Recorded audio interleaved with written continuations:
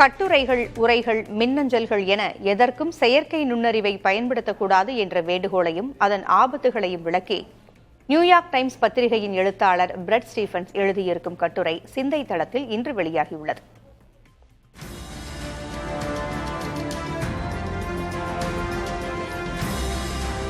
செயற்கை நுண்ணறிவை பயன்படுத்தி எழுதுவது மனிதர்களின் சிந்தனை திறனை மழுங்கடிக்கும் ஒரு செயலாகும் என்றும், இது தினமும் படிக்கட்டுகளில் ஏறி பயிற்சி செய்வதற்கு பதிலாக நகரும் படிக்கட்டுகளை பயன்படுத்துவது போன்றது என்றும் இக்கட்டுரை கூறுகிறது.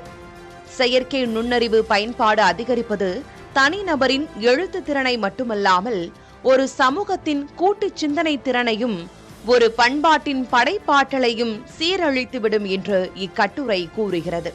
கவனமாக எழுதப்படும் எழுத்து நம்மை தர்க்க ரீதியாகவும் தெளிவாகவும் சிந்திக்க வைக்கிறது.